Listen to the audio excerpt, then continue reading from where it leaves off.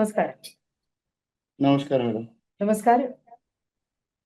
Icon प्रस्तुत build icon या उपक्रमामध्ये आपलं स्वागत आहे. आज आपण गप्पा मारणार आहोत नांदेड इथल्या श्याम मोरे सरांशी.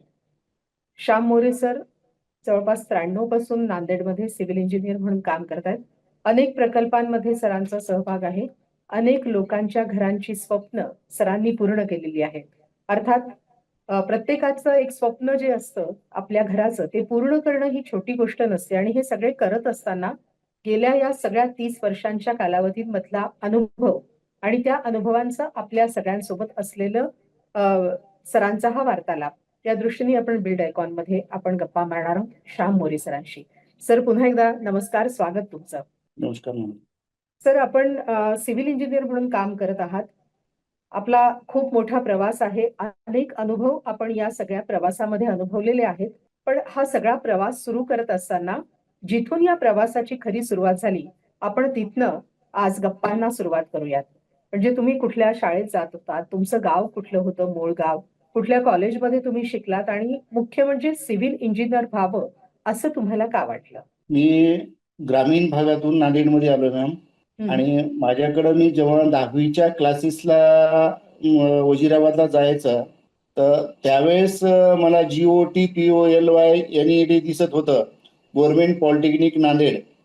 तर ते जेव्हा पाहायचं की मला वाटायचं गव्हर्नमेंट पॉलिटेक्निक नांदेड काय आहे. तर मी जेव्हा माझ्या ब्रदरशी जेव्हा मी ही गोष्ट शेअर केली त्यांनी सांगितलं की बाबा तुला इंजिनियर व्हायचं का, तुला इंजिनियर व्हायचं असलं तर या कॉलेजमध्ये ऍडमिशन भेटेल तुला. तर मी 10च्या नंतर तिथं गव्हर्नमेंट पॉलीला ऍडमिशन घेतलं आणि त्याच्यानंतर मग एक्सटर्नल AMI केलं मॅम. असं आहे. तर तिथनं ती माझी आवड निर्माण झाली की सिव्हिल इंजिनियर आपल्याला व्हायचं आहे. असं आहे. म्हणजे कॉलेजचा बोर्ड बघून आपण सिव्हिल इंजिनियर कॉलेजचा माझ्या येता जाता माझ्या रूटला तो बोर्ड दिसायचा. आता GOT POLY आता ग्रामीण भागातून आल्यामुळे मला थोडंसं आश्चर्य वाटायचं की GOT गव्हर्नमेंट पॉलिटेक्निक हे होतं सगळं, पण पॉली काय ते काय. आता डिक्शनरी उघडून पाहिलं चला. माझे भाऊ यशवंत कॉलेजला होते, तिथं क्लेरिकल जॉब होता माझ्या भावाला. तिथं माझ्या भावाने सांगितलं की बाबा तिथं आपले बरेचसे प्राध्यापक आहेत, तू काय कर 10th मध्ये जसं वासंती क्लासेसला तू इथं चांगला तू रेग्युलर करायला लागलास ते करायला, तू मॅथमध्ये आणि इंग्लिशमध्ये जर चांगले मार्क्स घेतलात, तुला इंजिनियर व्हायचं असलं तर तुझं स्वप्न तू. तेव्हा काय कळायचं की 1989चं माझं ऍडमिशन होतं तिथं गव्हर्नमेंट पॉलीला. तर त्यावेळेस आता एक आपण स्वप्न रंगत होतो की आपल्या मुलांचे डॉक्टर व्हायचं, इंजिनियर व्हायचं. आता ग्रामीण भागातले आई वडील तर कुठली स्वप्न रंगू शकत नव्हते त्या पिरियडमध्ये. एवढंच की आपला मुलगा हुशार आहे एवढं हे होतं. तर माझे मी DEDचे फॉर्म 3दा भरलेले सोडून देऊन तिकडे माझ्याकडे मला आवड निर्माण झाली ज्यावेळेस मी माझं फर्स्ट इयरलाच ऍडमिशन घेतलं. आणि सेकंड इयरचं जेव्हा बेसिक सुरू झालं तेव्हापासून मला एक खरी आवड बिल्डिंग कन्स्ट्रक्शन मध्ये निर्माण झाली, बिल्डिंग लाईन मध्ये. खूपच छान सर. म्हणजे एक वेगळ्या तुम्हाला इन्स्पिरेशन होतं आणि त्या वेगळ्या प्रेरणेने तुम्ही सिव्हिल इंजिनियर झालेला आहात. Yes ma'am. तुम्ही तुमचं इंजिनिअरिंग पूर्ण केलं, पॉलिटेक्निक पूर्ण केलं, त्यानंतर तुम्ही पहिला काम कशी सुरुवात केली? म्हणजे इंजिनिअर मध्ये कसं असतं की जोपर्यंत अनुभव येत नाही तोवर काम मिळत नाही आणि काम मिळाल्याशिवाय अनुभव सुद्धा येत नाही. पण मग सुरुवात कशी झाली नोकरी मिळण्याची किंवा आपल्या स्वतःचा व्यवसाय सुरू करण्याची? Yes ma'am. तिथं कसं झालं की ज्यावेळेस मी पासवर्ड झालो, आता जोक मध्ये बोललं तर चालेल ना. तर राजू बन गया जेंटलमॅन, किंवा तो जुदाईमध्ये आपला अनिल कपूर साईट इंजिनियर काम केलेला, किंवा हे जे पिक्चर होते की ते आम्ही आमच्या कॉलेजच्या पिरियडमध्ये पाहिलेले होते. आणि तिथून मी सुरुवात अशी केली की जेव्हा मी पासवर्ड झाले की नवीन जोश काहीतरी असतं, मुंबई पुणे मेट्रो सिटीमध्ये सारखं आपण काम करावं. तर मी काय केलं की माझा मित्र होता बॉम्बेला, तर तिथं त्यांची एक VM जोग म्हणून एक मोठी कन्स्ट्रक्शन साईट होती वगैरे प्रायव्हेट लिमिटेडमध्ये. तर तिथं मला 1च महिना मी काम केलंय वगैरे तिथं. तिथून 1 महिना कधी आईवडिलांचं म्हणणं होतं की बाबा तू बाहेर गावी नका करायचं, इथं नांदेडमध्ये तुला सेटल व्हायचं तर नांदेडमध्येच तू कुठंतरी एक्सपिरियन्ससाठी काम कर. मग मी VM जोग 1 महिनाच 1 का 2 महिने पुण्याला काम केलं. त्याच्यानंतर मी माझ्याकडे एक वास्तुकला म्हणून शरद चालिकवार म्हणून इंजिनियर आहेत, त्यांच्याकडे कमीत कमी मी 4 ते 5 वर्षाचा एक्सपिरियन्स घेतला. आणि एक्सपिरियन्स घेऊन नंतर मी माझं स्वतःचं ऑफिस ओपन केलं मॅम. असं आहे. आणि तिथून जोपर्यंत आपलं स्वतःचं म्हणजे कसं आहे की कॉलेजमध्ये तर एज्युकेशन लाईफमध्ये जोपर्यंत अनुभव घेत नाही तोपर्यंत काही कळत नाही हे माहित होतं मला. आणि तिथं माझ्यावर पूर्णपणे आमच्या चालिकवार सरांनी माझ्याकडे साईट इन्स्पेक्शनची किंवा सुपरविजनची रिस्पॉन्सिबिलिटी माझ्यावर पूर्णपणे सोपवली. आणि तिथून खरंच मला काहीतरी शिकायला भेटलं की म्हणजे सिव्हिल इंजिनियर, बिल्डिंग लाईन, जेवढं इंटरेस्टेड आपण जेवढं डीप मध्ये जाऊ तेवढं आपल्याला म्हणजे कॉन्ट्रॅक्ट असो की कस्टमर असो की काही असो, जेवढं आपण त्यांना फेस करायचं, की जेव्हा त्या गुत्तेदाराला समजून सांगायचं, खरंच ती आवड निर्माण झाली. आणि तेव्हापासून मी माझं स्वतःचं फर्म मी 1997-98ला मी माझं फर्म ओपन केलं. तर तेव्हापासून मी माझ्या स्वतःच्या 3 एम्प्लॉय, माझी मिसेस आणि मी, तर हे एकंदरीत मी माझं फर्म व्यवस्थितपणे एक लास्ट समजा आता 30-35 वर्ष, 30 वर्षापासून चालवतो समजा, 30 ते 33 वर्षापासून. 3 दशकांचा प्रवास आहे सर. आज अनेक कामं तुम्ही केलेली आहेत, पण पहिल्या कामाचा असा काही अनुभव सांगता येईल का, की कसं झालं बरं पहिलं काम? काय भावना होत्या त्यावेळेस मनामध्ये? काय द्वंद्व होतं की कॉन्फिडन्स होता? कसं होतं सगळं? तर पहिलं कसं असतं, सुरुवाती जी माझी झाली बिल्डिंग कन्स्ट्रक्शन, जेव्हा मी साईटवर मार्कआउटला गेलो, तर मार्कआउटला गेल्याच्या नंतर अगोदर मला इकडचा एक्सपिरियन्स होताच वगैरे. तर जेव्हा मी माझं स्वतःचं फर्म ओपन केलं आणि स्वतःचं काहीतरी, आता मी माझा स्वतःचा मोठेपणा सांगणं हे चुकीचं आहे, पण मी माझ्याकडे यंग जनरेशन मधला होतो. त्यावेळेस कॉन्ट्रॅक्टर लोक ऐकायचे, रागावलं तरी ऐकायचे, कुठं काही एखादी शब्द बोलला तरी ऐकायचे. मी माझी आवड अशी तयार केली की बाबा मला 19-20 नाही जमत, मला काम स्ट्रिक्टली पाहिजे, मी जे दिलं ते स्टील तेच वापरायला पाहिजे, मी जे दिलं ते एकही इंच रूम मध्ये इकडं तिकडं अफरातफर होता कामा नये. तर एवढं माझं की आताही माझ्याकडे काही जे कॉन्ट्रॅक्ट आहे तर तो मोरे साहब बहुत खराब आदमी आहे, उनको 19-20 नहीं चलता, जो दिया वो चलता, वो शिस्तिक आदमी आहे, असं म्हणून माझी एक माझ्या माझ्या स्वतःच्या याच्याबरोबर मध्ये का, तर माझी ओळख आहे मॅडम नांदेडमध्ये, मी माझ्या फर्म मधली, असं आहे. खूप छान सर. म्हणजे हा, आपल्या कामाशी प्रामाणिक राहून आपण समोरच्याला जे देतो आहोत, ते व्यवस्थित आणि योग्यच दिलं पाहिजे. ही तुमची राईट भावना राईट राईट. हा हा. अगदी आणि खरंय सर. घराला घराला मी डिफाईनच असं करतो मॅम, की हं. ओनर लोक असतात किंवा कस्टमर असतात, तर की ते त्याचं आयुष्यातून एकच घर होतं. इंजिनियर असो की कॉन्ट्रॅक्ट असो, तो काय करतो की नंबर ऑफ हाऊस बिल्ड करतो वगैरे तो, बरोबर आहे. हं. तर त्याच्यामुळे मी घराला डिफाईनच करताना त्याच्यामुळे, आणि माझं कसं थोडंसं स्ट्रेट फॉरवर्ड, मी थोडंसं समोरासमोरच बोलतोय. आता काही लोक वास्तूशी निगडीत असो की काय, तर वास्तूचा आणि आपल्या इंजिनियरचा सरासरी काही संबंध येत नाही. ती वास्तू ही आता नवीन, आता लोक आपल्याकडे एक फॅट झालाय की वास्तूशी प्लॅन निगडीत पाहिजे वगैरे म्हणून, आणि तोही मी 1-2 वर्षाचा माझा अनुभव मी घेतलेला आहे हैदराबादला जाऊन वगैरे. तर हं. त्याच्यामुळे की कामामध्ये ही आवड निर्माण झाली. आणि माझं तुम्ही जसं म्हणताय की बाबा स्ट्रिक्टली की आपण आपलं वर्क आणि आपलं फर्म याच्याशी मी निगडीत आहे, म्हणजे खूप छान. प्रामाणिकपणे ऑनेस्टली. अगदीच छान आहे. खरं म्हणजे अनेक लोकांशी तुमचा संपर्क येत असतो. कारण बांधकाम म्हणजे फक्त एकच व्यक्तीशी निगडीत ही गोष्ट नसते. पण त्यात सगळ्यात महत्त्वाचा घटक म्हणजे बांधकामातले कामगार असतात. Right right right. हो. कामगार कुशल असावेत, अकुशल असावेत. आपलं काय मत आहे? आणि अकुशल कामगारांबरोबर काम आपण जर केलं असेल कधी, तर आपला काय अनुभव आहे या बाबतीतला? आता मी माझ्याकडे माझ्या, जेव्हा ओनर माझ्याकडे येतात, माझ्याकडे कुठले बिल्डर येतात, त्यावेळेस मी सरांना सांगतो की तो आपल्याकडे स्किल हा कॉन्ट्रॅक्टर पाहिजे मला, का तर मला त्याला एबीसीडी शिकवायला टाइम नाहीये. आणि आजकाल जनरेशन असं आहे की जो स्मार्ट मुलगा आहे किंवा हुशार मुलगा आहे त्यांनाच लोक प्रेफर करतात वगैरे. तसं मी माझ्याकडे माझ्या प्लॅनिंगला, माझ्या वर्कला एक स्किल्ड, म्हणजे तो पेंटर असो की सिव्हिल कॉन्ट्रॅक्टर असो की प्लंबर असो की कोणी असो, तुम्ही पहिल्यांदा ओनरला सांगतो की नंतर मला बोलायचं नाही. आता आयुष्यातून तुमचं घर होतं, घराला जर तुम्हाला अगदी पहिल्या वर्षामध्ये जर मेंटेनन्स नको असेल किंवा पहिल्या 5 वर्षामध्ये जर मेंटेनन्स नको असेल, तर स्किल लेबर लावलेले कामाचे तुमचे आता 2 पैसे जातील, पण नंतर तुम्हाला पश्चाताप होणार नाही. हे मी आवर्जून माझ्या कस्टमरला मी सांगतो मॅम. खूप छान सर. सर आता हा मुद्दा तुम्ही घेतलाय तर आणखीन एक प्रश्न माझ्या मनात असा येतो आहे. हल्ली कसं आहे की कमी पैशांमध्ये दर्जेदार काम मिळालं पाहिजे असा एक ट्रेंड आहे. पैसे कमी राईट. खर्च करायचे पण आपल्याला दर्जा क्वालिटी कामाचा हवा असतो. तर बजेटमध्ये घर ही संकल्पना हल्लीची रूढ होतीये याबद्दल आपलं काय म्हणणं आहे? त्याच्यामध्ये संकल्पनेचं कसं की मॅम, की आजकाल लोकांना एक घर असं हवं आहे की म्हणजे नाही, इथं पैशाचं काही नाही की दर्जेदार घर हवं असतं, पण बिल्डर लॉबीमध्ये नाही, तुम्ही इंडिव्हिज्युअल घर बांधा, आम्ही त्याच्यामध्ये दर्जेदार घर देऊ शकतो. मी हे प्रत्येक पार्टीला सांगतोय, का तर मी माझे 2 पैसे गेन करण्यासाठी किंवा काही करण्यासाठी कुठेतरी मी अफरातफर करेल, तर बिल्डर लॉबीच्या मी एकदम विरोधात आहे. की बाबा मी माझे 2 पैसे, हा तुम्ही सुपरविजन ठेवा इंजिनियरचं, तुम्ही तुमचं आम्हाला बजेट सांगा, आम्ही तुम्हाला त्या बजेटमध्ये कशा पद्धतीने बसून देऊ हे सांगतो. आता प्रायमरी मला सांगायचं म्हणजे की बा मी जर समजा एक 20 लाखाचं बजेट दिलं आणि तिथं मग ओनर म्हणतो की मला 25 लाख लागले, तर मी कसं करू? ठीक आहे बाबा, तुझा जो कलरिंगचा वर्क आहे, बाहेरचा एक्सटर्नल कलर आहे, काही काही गोष्टी आहेत, पॅरापेटवाला आहे, तू आफ्टर बांध, पण तू घर पूर्णपणे की म्हणजे इकॉनॉमिकल जर करायचं असेल तर एक क्वालिटी ऑफ वर्क केलेलं बेटर, असं माझं मन आहे. म्हणजे स्ट्रक्चरला महत्व देऊन तुम्ही ते structure right right first preference give to your structure. Right right right ma'am. स्ट्रक्चरच्या मजबूतीवर तुम्ही प्राधान्य देता आणि त्यानुसार मग बजेट जसं असेल तसं बाकी इतर गोष्टी करायला तुम्ही तुमच्या क्लायंटला सांगता. सर राईट राईट बर. आणखीन एक मुद्दा आहे सर, घर बांधत असताना की प्लॅनिंग करून घर बांधावं असं एक आहे.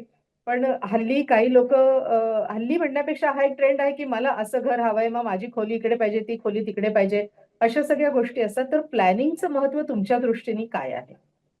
ओके, म्हणजे पार्टीचं सॅटिस्फिकेशन होणं हा महत्वाचा आहे.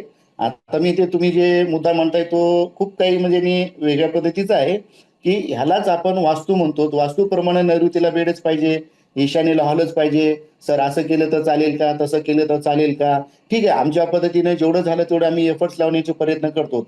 आणि शेवटी एखादी जर पार्टी आपल्याला म्हटली की बाबा नाही अशा पद्धतीने असं सर आम्हाला पाहिजे, ठीक आहे तुम्हाला हवं आहे ना बाबा, ठीक आहे तुमच्या पद्धतीने देतोय, पण हे अयोग्य आहे ही माझ्या पार्टीला मी एकदम म्हणजे अशा पद्धतीने मोटिवेशन देते, तो त्या फ्रेम मध्ये बसलाच पाहिजे. असा काही अनुभव आम्हाला सांगता येईल का की एखादं घर बांधत असताना तुम्हाला काही अडचण आली, आणि दुसरी गोष्ट एखादं घर बांधत असताना किंवा ते घर बांधून झाल्यानंतर तुम्हाला असं वाटलं की हाच तो माझा प्रोजेक्ट आहे की ज्याला मी आयकॉनिक प्रोजेक्ट म्हणू शकेल? अशा दोन्ही गोष्टी आम्हाला तुमच्याकडनं अपेक्षित आहेत. द फील्ड वर्क करत असताना अनेक अडचणी येतात, त्यांना फेस करणं हे ओनर आणि इंजिनियरचं काम आहे. तर बऱ्याचशा अडचणी म्हणजे असं की एकदा माझं काय झालं की बाजूला कन्स्ट्रक्शन होतंय, XYZ इंजिनियरने केलेलं होतं आणि माझं होतं सेलर फ्लोअर प्लॅन होता आणि माझं फाउंडेशन त्याच्या खाली कमीत कमी 4 ते 5 फूट गेलं होतं. बरोबर आहे. तर मला एवढी चिंता वाटत होती की की ते जर लॅप झालं पुढचं स्ट्रक्चर, तर माझं फाउंडेशन तर खाली गेलं तर मी कसं करू? ज्यावेळेस मी माझं ऑफिस 9ला बंद करून मी माझ्या साईटवर रात्रीचे 10-10:30 वाजेपर्यंत ओनरला म्हणजे इन्करेज करण्यासाठी, म्हणजे डिस्करेज करण्यासाठी, इन्करेज करण्यासाठी मी कमीत कमी 1-1 दीड तास थांबलेला आहे मॅम. आणि ते माझ्या आयुष्यातला पहिला म्हणजे की मोंड्यामध्ये एक G+4चा प्लॅन होत आहे आणि तो खूप म्हणजे स्ट्रॉंग होतं की त्यांची रिक्वायरमेंट 5,000 स्क्वेअर फुटाची होती आणि प्लॅनिंग असं जबरदस्त होतं की त्याच्यामध्ये मी एवढं म्हणजे त्याच्यामध्ये एफर्ट्स लावले आणि ते एफर्ट्स बघून मला खरंच समाधान झालं की आपण या प्रोजेक्टमध्ये आपण जिंकलोय आणि आपण कुठंतरी खरंच स्वतः इंजिनियर, सिव्हिल इंजिनियर आहोत याचा मला म्हणजे अभिमान तर होताच, पण तेव्हा खरा माझा अभिमान जागा झाला. आणि ही गोष्ट आहे बहुतेक 2007 किंवा 8ची गोष्ट आहे मॅम. खूप छान सर. तर कसं असं ना, आपण एखादं काम मन लावून करतो, त्यात अडचण आली तर त्याच्यावर मात करतो आणि जेव्हा ते आपलं स्वप्न आणि समोरच्याचं स्वप्न आपण साकार करतो, तो आनंद खरंच खूप निराळा असतो, वेगळा असतो आणि एक मानसिक समाधान त्यातनं आपल्याला नक्कीच मिळतं. सर, राईट आपण राईट. वर्षांपासून नांदेड शहरामध्ये राहत आहात. नांदेड जिल्हा आपला खूप अतिशय परिचित आहे. तर या जिल्ह्याबद्दल जर आपल्याला काही बोलायचं म्हटलं, तर नांदेड जिल्हा विकासाचं विजन तुमच्या दृष्टीने कसं आहे? काय इथे झालं पाहिजे अजून? तर नांदेडचं विजन हे आता स्पर्धेचं युग आहे. या स्पर्धेच्या युगामध्ये की एवढे बिल्डर लॉबी आणि एवढं इंजिनियरचं प्रमाण वाढलेलं आहे. पण मला एकच वाटतं की नांदेडला अजून जर एखादी इंडस्ट्रियल एरिया झाला किंवा जे एम्प्लॉय आहेत वगैरे, बेरोजगारी वगैरे जी आहे, तर ती जर अजून जर आपली कमी झाली तर खूप काही नांदेडला म्हणजे विकास करण्याचं. आणि बऱ्यापैकी जे मी 93चा पासवर्ड आहे आणि आज 2026 आहे, 2026 आहे, तर त्या पहिल्या ह्याच्यामध्ये तर ह्याच्यामध्ये म्हणजे व्हेरिएशन्स ऑफ मटेरियल्स किंवा स्ट्रेंथ ऑफ मटेरियल्स म्हणजे मटेरियलचे प्रकार हे खूप त्याच्यामध्ये काही सुधारणा झालेली आहे मॅम. तर प्रशासनाकडनं आपल्या काही अपेक्षा आहेत का नांदेड जिल्ह्याच्या सुधारणांबद्दल? प्रशासनाकडे आता आमची एकच म्हणणं आहे की आमच्यासारखे सिव्हिल इंजिनियर असो की मेडिकल लाईनची मुलं असो की इंजिनिअरिंगची मुलं असो, तर यांचा जो कल आहे, पण आज मला एवढंच म्हणायचं आहे की जे गोरगरिबाचे मुलं PG करतायत, स्पर्धा परीक्षा देत आहेत, स्पर्धा परीक्षा देऊन त्याच्यात सक्सेस होऊ शकत नाही, तर काहीतरी आता काही काही पोरं ITI होल्डरला आपण पहिल्यांदा क्वालिफिकेशन विचारतो, साहेब तुम्ही BTech आहात का, MTech आहात का, EMI आहात का, डिप्लोमा आहात की का ITI होल्डर आहात. तर त्या पिरियडमध्ये जे काही खालच्या म्हणजे शिक्षण ज्यांचं काही कमी आहे, म्हणजे खालच्या लेवलचे नाही म्हणता येणार त्यांना, ज्यांचं काही कमी शिक्षण आहे त्यांचा जो रोजगार आहे ते एक माझी प्रशासनाकडून एकच एक्सपेक्टेशन आहे की इंडस्ट्रियल एरिया किंवा एखादी जर आज कमीत कमी 5 ते 10 हजार जसं संभाजीनगर आहे, जालना आहे, असं जर कुठला एखादी जर प्रोजेक्ट जर उभा केला नांदेडमध्ये, तर आपल्या नांदेडची बेकारी फारच म्हणजे खूप काही कमी होईल. तर आता ठीक आहे, आता आम्ही आमच्या सिव्हिल इंजिनियरच्या मर्यादेपर्यंत आम्ही आमचे रोजचे 1,000-2,000 रुपये आमच्या फॅमिलीचा किंवा उपजीविकेचा आम्ही उपजीविका करू शकता किंवा आम्ही 1-2 एम्प्लॉय सुद्धा सांभाळू शकता. पण प्रशासनानं त्याच्यावर एक भर देणं हे खूप गरजेचं आहे असं माझं मत म्हणते. सर, अतिशय योग्य मत आपण मांडलेलं आहे. आपण बांधकाम करत असताना जसं बोलतो आहोत, की ते मजबूत झालं पाहिजे, दर्जेदार झालं पाहिजे. तर त्याचे काही घटक आहेत महत्त्वाचे बांधकाम मजबूत आणि दर्जेदार होण्यासाठी. त्या घटकांमध्ये स्टील किंवा सळई अत्यंत महत्त्वाचा घटक आहे. तर आपण जेव्हा सळईची निवड करता, तेव्हा ती निवड करत असताना कुठले निकष आपण वापरता सळईच्या निवडीसाठीचे? सळईच्या याच्यासाठी एकच स्टीलसाठी महत्वाचा हा विषय आहे की म्हणजे लवचिकता जो आहे तर ती डक्टिलिटी जो महत्वाचा आहे की तो जो सॉफ्ट म्हणजे हार्ड स्टील नाही असायला पाहिजे, सॉफ्ट असायला पाहिजे. आणि आतापर्यंत माझा अनुभव आहे की आता काहीतरी कुठले तरी XYZ श्रीओम म्हणा किंवा काहीतरी महालक्ष्मी कुठले तरी नवीन स्टील म्हणजे काहीतरी आता मी माझे जे ब्रँड पुराण लोकांना देतोय मी आयकॉन DS तर्फे म्हणत नाही वगैरे, फर्स्ट पोलाद, राजोरी आणि आयकॉन DS. तर मी माझ्या ग्रामीण भागातल्या सुद्धा काल मला XYZ दुकानदाराचा एक शॉपकीपरचा फोन आला. तर म्हणे तुम्ही आमच्याकडे स्टील काय रिजेक्ट केलात वगैरे. म्हणलं तुमचा IS आहे बरोबर मान्य आहे, 500 DI मान्य आहे. तर आमच्या राजुरीच्या किंवा आयकॉन DSच्या किंवा पोलाच्या मुकाबल्यात तुम्ही स्टील आहे का हे मला तुम्हीच सांगा. मी आणि इंजिनियर बोलतोय, ओनर तर निघून गेला ना, तुम्ही शॉपकीपर आणि मी इंजिनियर बोलतोय. तर तुम्ही मला सांगा समजावून, मग मी तुम्हाला प्रेफर करतो, म्हणजे तुमचं माल प्रेफर करतो. असं आहे की महत्वाचं ते स्टीलमध्ये हा बिल्डिंगमध्ये महत्वाचा पार्ट स्टील आणि सिमेंट कॉन्क्रीट हा महत्वाचे 2 पार्ट आहेत. जर स्टील जर ओके असलं, आता मी बहुतेक किलारीला ज्यावेळेस झालो तर मी तर त्यावेळेस माझं एज्युकेशन लाईफच होतं, भूकंप झाला त्या पिरियडमध्ये कुठं अहमदाबादला जे स्ट्रक्चर डिमॉलिश झाले किंवा आतापर्यंत जे भूकंपाचे झटके बसता येतात, मी माझ्या स्वतःच्या घराला कुठलं स्टील वापरलं मी तेही सांगू शकतो ओनरला. म्हणजे की अशा पद्धतीने स्टील हा महत्वाचा पार्ट आहे आणि स्टीलमध्ये म्हणजे लवचिकता, सॉफ्टनेसपणा हा महत्वाचा पार्ट आहे त्याच्यामध्ये. तसं हा स्टील नाही राहायला पाहिजे. खरंय सर. आयकॉन स्टीलचा वापर तुम्ही करता आहात, तर आयकॉन स्टील बद्दल आणि एकूणच कधी राठी सरांची आपली भेट झाली का? त्यांच्याबद्दल आपण काय सांगू इच्छिता? झालेली आहे मॅम. बऱ्याच ठिकाणी मी माझं फर्स्ट प्रेफरन्स आता लोकांना पोलाद म्हणलं की थोडंसं कॉस्टली वाटतं. कम्पेअर टू कॉस्ट करतोय मी. किंवा कामधेनू हा इतर लोकलचा ब्रँड आहे. मग त्याच्यानंतर आता राजुरी बरेच जण आहेत. त्यांना सांगितलं बाबा राजुरीपेक्षा आयकॉन DS हे तुम्ही वापरलं तर खूप आहे. माझा स्वतःचा अनुभव सांगितला की मी माझ्या 2 भावांच्या घरांना आणि माझ्या एका स्वतःच्या घरानं मी आयकॉन DS वापरलेलं, तर आयकॉन DS वापरायला आपल्याला काहीच हरकत नाही. मी आवर्जून सांगतो लोकांना. असं आहे. खूप आणि छान तुम्ही सर. शॉप कुठलाही निवडा आणि कम्पेअर टू कॉस्ट ते पण करा तुम्ही. असं आहे. मग आणि मी काही कॉन्ट्रॅक्टरला सुद्धा समजा एखादी लेक्चर जसं आपण देतो की बाबा तुम्हाला स्टील कसं वाटतं, तुम्ही तुमच्या कॉन्ट्रॅक्टरला विचारा सर. तो कॉन्ट्रॅक्टर साब बोलने के लिए आपने को कुछ दिक्कत नाही असं असतं. खरंय. जे तुम्ही म्हणता की स्टील महत्वाचा घटक आहे आणि तो महत्वाचा घटक आयकॉनशी निगडीत आहे आणि तुम्ही आयकॉन स्टील वापर करता, हे आम्हाला खूप छान वाटतंय ऐकत असताना. पण आमची सर्व्हिस आणि एकूण अवेलेबिलिटी याबद्दल आपण काय बोलाल? सर्व्हिसमध्ये ओके, काही प्रॉब्लेम नाही वगैरे. आता मला वाटतं की फक्त जे तुमच्याकडे जे डीलरशिप आहे, तर मला वाटतं मोजक्या काही आता माझं कसं कवठा, सिडको, हाडको, आता आम्हाला श्रीकृष्णा ट्रेडर्स आयकॉन DS घ्यायचे तर आता मला काही एका जण कवट्याला साईडवर ट्रान्सपोर्टेशन चार्जेस जास्त लागतात. ते एक माझं म्हणणं आहे की प्रत्येक सेक्टरमध्ये, प्रत्येक प्रभागामध्ये जर तुम्ही डीलर जर चॉईस केले, नांदेडमध्ये असो की इतर कुठेही असो, तर त्या पार्टीला काय वाटतं की ट्रॅव्हलिंग अलाउन्सेस वगैरे थोडेसे कमी लागतील वगैरे, ट्रान्सपोर्टेशन चार्जेस वगैरे, कार्टिंग चार्जेस वगैरे. असं आहे. बस बाकी लोक कुठूनही घेऊ शकतात वगैरे. आता बाहेर जालन्यासारख्या ठिकाणी आणू शकतात, तर आपल्या नांदेडमध्ये न घेण्यासाठी असं काही लोकांना आम्ही परावर्तित करू शकतो, मोटिवेट करू शकतो वगैरे. असं आहे. खूप खूप धन्यवाद आहेत सर तुमचे. आपण आता हं. शेवटच्या टप्प्याकडे वळूयात. इतक्या वर्षांचा तुमचा अनुभव आहे. अनेक लोकांशी तुमचा संपर्क आहे. अनेकांची स्वप्न तुम्ही पूर्ण केलेली आहेत. आणि सिव्हिल इंजिनिअरिंग क्षेत्रामध्ये येणारी तरुण पिढी सुद्धा खूप मोठ्या प्रमाणात आहे. तर आत्ता जे होऊ घातलेले इंजिनियर आहेत किंवा ज्यांनी आता नुकतीच आपल्या कामाला सुरुवात केली आहे, अशा सगळ्या नव इंजिनियर्सना तुम्ही एक सीनियर म्हणून काय सल्ला द्याल? सिनियर म्हणून प्रामाणिकपणाने मी सांगेल, आता माझा स्वतःचाच मुलगा BTech सेकंड इयर आहे, MGM ला काम करतोय. त्यांना सांगितलं की आपण जे हार्डवर्क करतोय, हार्डवर्क, मटेरियल चॉईस आणि डोळे म्हणजे की झाकून कुठलंही येस और नो असं म्हणायचं नाही.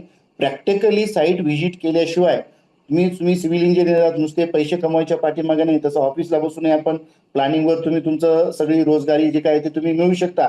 पण माझं मत आहे की बाबा तुम्ही जोपर्यंत डीप मध्ये जाणार नाही, तर जे काही भावी इंजिनियर आहेत किंवा आता होणारे आहेत किंवा प्रॅक्टिस मधले नवीन इंजिनियर आहेत, त्यांनी की असं करायला पाहिजे की स्वतः जे आहे की साईट व्हिजिट केल्याशिवाय, कुठलंही स्ट्रक्चर केल्याशिवाय कॉन्क्रीट हे करू द्यायचं नाही.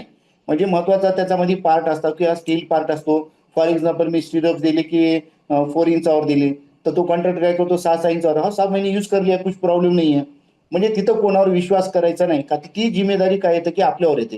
का आता आपण अर्थक्वेक झोन मध्ये आहोत, का तर तुम्हाला इंजिनियर म्हणून तिथं म्हणजे हे केलं, अपॉइंटमेंट केलेलं आहे, तर तुम्ही कर्तव्य तुम्ही पारदर्शकपणे पार पाडावीत, ही माझी म्हणजे भावी इंजिनियर असो, तो माझा मुलगा असो की माझे भावी मित्र असो, आता जे नवीन प्रॅक्टिस करत आहेत त्यांच्यासाठी मात्र मी आवर्जून सांगतोय असं आहे.